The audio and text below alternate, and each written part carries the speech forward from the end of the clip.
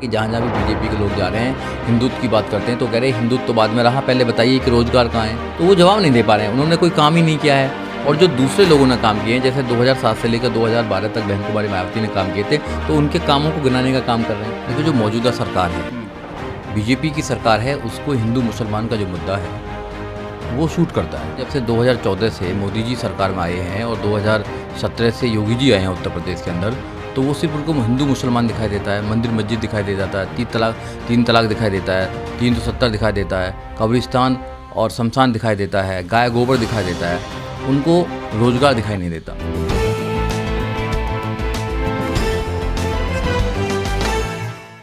नमस्कार, मैं तेजिंदर और आप देख रहे हैं नेशन टाइम।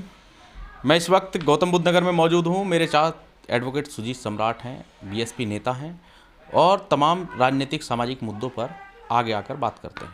हम बात करने जा रहे हैं आज उनसे हिजाब प्रकरण पर। साउथ इंडिया के कर्नाटका से ये विवाद पैदा हुआ हिजाब को लेकर, और उसको लेकर क्या उसके सियासी मायने होने वाले हैं, इन तमाम सवालों पर हम उनसे बात करेंगे और जानेंगे असलियत में राजनीति किस चरम पर पहुंच चुकी है। सुजीत भाई, हिजाब का जो मसला है, ये जो मामला है, काफ़ी तूल पकड़ता जा रहा है और ऐसे में 5 राज्यों के चुनाव भी हैं। तो क्या लगता है कि इस तरह के मामले जो हैं वो अन्य प्रदेशों में उठाकर क्या राजनीति में असर डाल सकते हैं? देखो, जो मौजूदा सरकार है, बीजेपी की सरकार है, उसको हिंदू मुसलमान का जो मुद्दा है वो शूट करता है।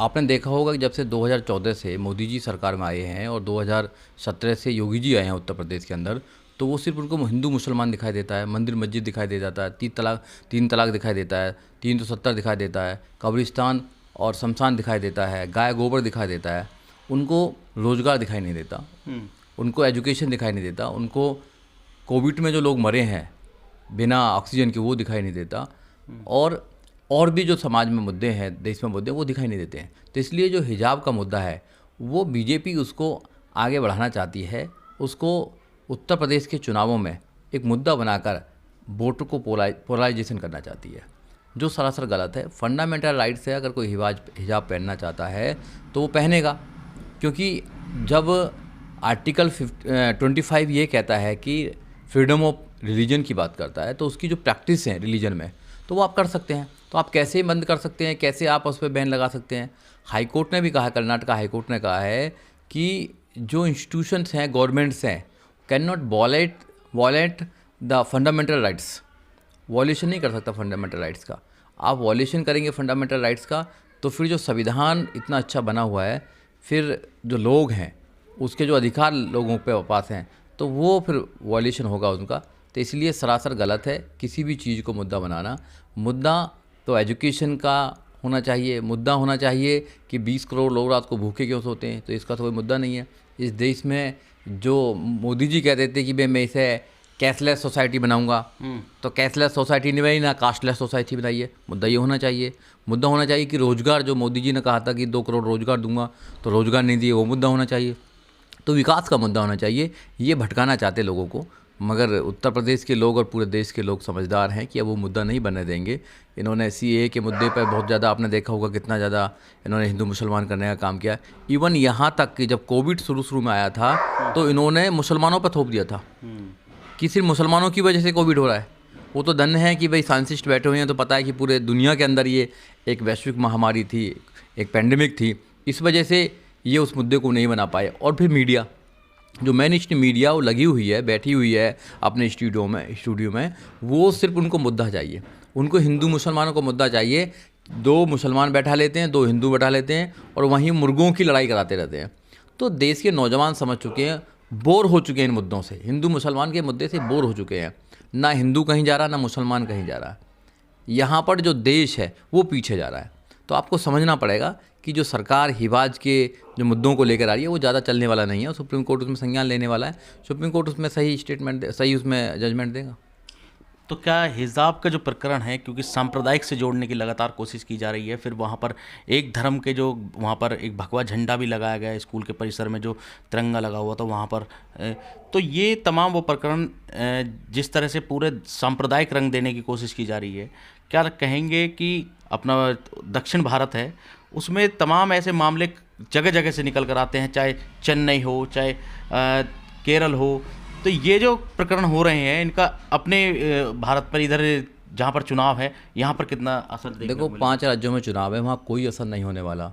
सबसे अच्छी बात यह है कि उत्तर प्रदेश के चुनाव में जैसे पिछले चुनाव हुए हैं, उन्होंने हिंदू मुसलमानों का मुद्दा बहुत तादादी से इन्होंने उठाने का काम किया है। मंदिर मतलब मस्जिद उत्तर भारत में इसका कोई असर नहीं होगा? कोई असर होने वाला नहीं है। चुनावों में सबसे अच्छी बात है कि जहाँ जहाँ भी बीजेपी के लोग जा रहे हैं, हिंदुत्व की बात करते हैं तो कह रहे हैं हिंदुत्व तो बाद में रहा, पहले बताइए कि रोजगार कहाँ है, बताइए कि जो महंगाई हुई है उस महंगाई से छुटकारा पाने का क्या है। तो वो जवाब नहीं दे पा रहे हैं, उन्होंने कोई काम ही नहीं किया है।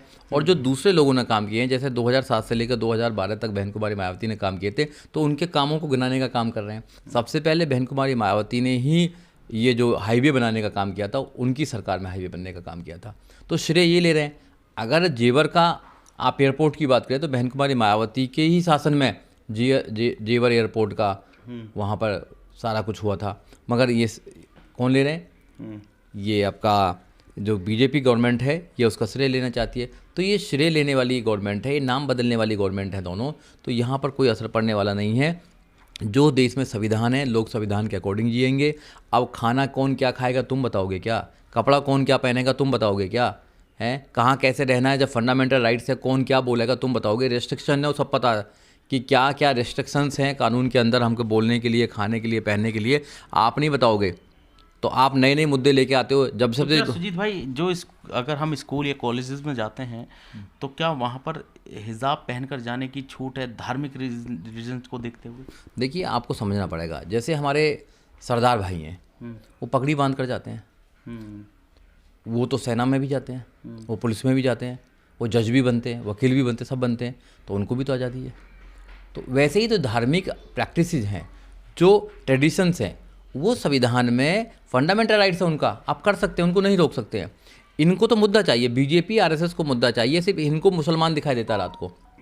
करेंगे कुछ नहीं मुसलमानों का। पहले भी मुसलमानों के साथ में हिंदुओं लड़कियों की शादी होती थी, आज भी है, तो लव जिहाद बना देते हैं ये। शाहरुख खान के साथ में कभी कोई लव जिहाद नहीं बनाया इन्होंने, आमिर खान के साथ में कोई लव जिहाद नहीं बनाया है। करीना कपूर ने शादी कर ली सैफ अली खान से, जब कोई लव जिहाद नहीं हुआ। इनकी जो हैं, इनकी पार्टी में जो नेताएं हैं, मुस्लिम नेता हैं, उनके घरों में हिंदू लड़कियां हैं, कोई लव जिहाद नहीं बना। अकबर के घर में हिंदू लड़की थी, जब कोई लव जिहाद नहीं बना। मगर आज सरकार में ये बैठे हुए लोग, इनको हिंदू मुसलमान गाय गोबर दिखाई देता है कि देश में कोई भी काम नहीं करना है, इनको देश के अंदर कोई आगे बदलाव नहीं करना है, बस धर्म के नाम पर वोट मांगना है। तो लोग अब ऊब चुके हैं, लोग बोर हो चुके हैं इनकी बातों से कि हमें धर्म के नाम पर नहीं चाहिए, हमें ऐसी सरकार चाहिए जो हमें लॉ एंड ऑर्डर दे सके, जो हमें एजुकेशन दे सके। क्योंकि बिना एजुकेशन से कैसे देश डेवलप होनेगा? आप एजुकेशन देखें ना, ये आपने 2018 से 2019 से जब से लॉकडाउन लगा है और जब से कोविड आया है, ये 2-3 साल होने लगे हैं। 3 साल के अंदर आपने एजुकेशन को ख़त्म कर दिया। आप दिल्ली में तो जो बच्चे हैं वो ऑनलाइन एजुकेशन ले रहे हैं, मगर गांव में जाकर देखिए ऑनलाइन एजुकेशन है ही नहीं बिल्कुल भी। लेकिन कुछ बीजेपी नेता ये भी कह रहे हैं कि हिजाब से जुड़ा हुआ जो मामला है, इसमें मुस्लिम महिलाएं खुद चाहती हैं कि उन्हें हिजाब ना पहनना पड़े, लेकिन ये जो मुस्लिम कट्टरपंथी हैं उनके कारण ही से हिजाब पहनना पड़ रहा है, क्योंकि गर्मी में हिजाब पहनकर उनको काफ़ी दिक्कतें का सामना करना पड़ता है। देखिए, जो नहीं पहनना चाहता वो नहीं ना पहने, जो पहनना चाहता हो पहनने दीजिए उसको। तो आप कौन होते हैं रोकने वाले? भाई, कानून जो है, कानून में ये है, संविधान में ये है कि आपको फंडामेंटल राइट्स है कि जो आपकी धार्मिक प्रैक्टिस हैं उनको आप कर भी सकते हैं, नहीं भी कर सकते हैं। तो आप नहीं बताएंगे कि कौन क्या पहनना है, लड़की क्या पहनेंगी, क्या खाएंगी, कैसे रहेंगी, आप क्या बताने वाले हैं क्या? आप अच्छी सरकार तो चला नहीं पा रहे हैं, जो आपने वादे किए तो वो तो पूरा कर नहीं पा रहे हैं। तो आपको सिर्फ जहाँ मुसलमान दिखाई दे जाता है, मुसलमानों की लड़की दिखाई दे जाती है, या मुसलमान का मुद्दा दिखाई दे जाता, तो आपको लगता है कि वोट आ जाएंगी। कौन करता 80-20 की बात कौन करता है इस देश के अंदर? शमशान घाट और कब्रिस्तान की बात कौन? प्रधानमंत्री करते हैं। जिस देश का प्रधानमंत्री एक धर्म को आगे बढ़ाने के लिए, जब राम मंदिर का उद्घाटन किया तो प्रधानमंत्री गए थे, जबकि प्रधानमंत्री का तो अपना जिस सीट पर बैठे हैं वो कॉन्स्टिट्यूशनल पोस्ट पर बैठे हैं। तो ये सेकुलर स्टेट है, सेकुलर स्टेट का तो कोई धर्म नहीं होता है। तो प्रधानमंत्री, मुख्यमंत्री, उनका अपना हो सकता है कोई धर्म, जो अपने धर्म से कोई बिलोंग करते हैं, मगर वो जब उस सीट पर बैठे हैं, उस पद पर बैठे हैं, तो उस पद पर बैठकर वो किसी धर्म को प्रमोट नहीं कर सकते हैं, मगर इस देश में कर रहे हैं, प्रमोट कर रहे हैं। तो धर्म की राजनीति आप कर रहे हैं।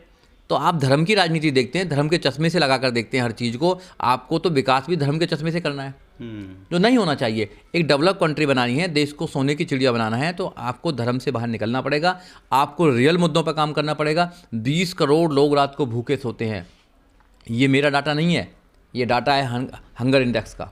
तो आप उस पर तो काम नहीं कर रहे हैं, आप नहीं काम कर रहे हैं, एजुकेशन पे काम नहीं कर रहे हैं कि यहाँ पर 80% बच्चे आपका 10वीं नहीं पढ़ते हैं, 10वीं तक जाते जाते वो छोड़ देते हैं, अपनी पढ़ाई छोड़ देते हैं, ये ड्रॉप कर देते हैं पढ़ाई को अपना। उस पर कोई मुद्दा नहीं है।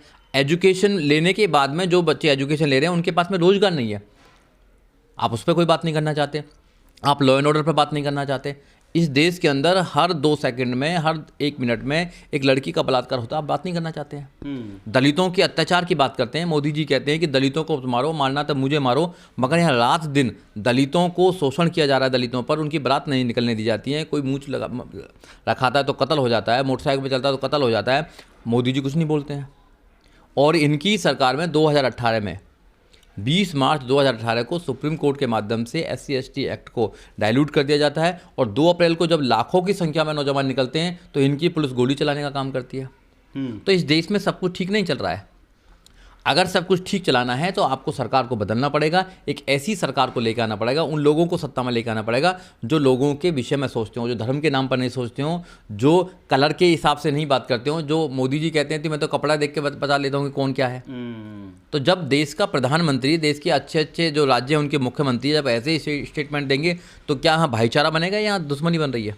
तो ये तो भाईचारा नहीं बनाना चाहते। इस देश में भाईचारा होना चाहिए, अमन शांति होना चाहिए। इस देश के अंदर समता, मैत्रिक, भाईचारे का समाज बनना चाहिए, जो बाबा साहब डॉक्टर अम्बेडकर का एक आइडिया था, आइडिया ऑफ इंडिया का आइडिया था।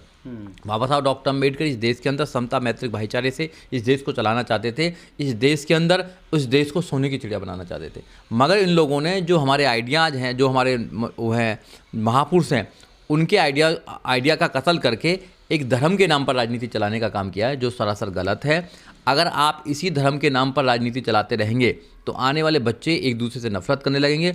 और जो ये 2014 के बाद में जो सरकार आई है, इतनी नफरत पैदा कर दी थी, नफरत टेंशन पैदा कर दी है पूरे देश के अंदर।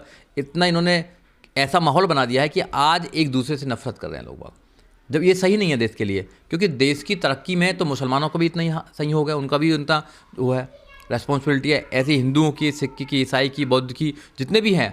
और ये देश की खूबसूरती है कि इस देश में हज़ारों भाषाएँ हैं, हज़ारों कल्चर्स हैं, हज़ारों ट्रेडिशंस हैं। तो उन सबको मिलाकर तो भारत बनता है। यही तो भारत की खूबसूरती है। और भारत को जोड़ने के लिए संविधान है।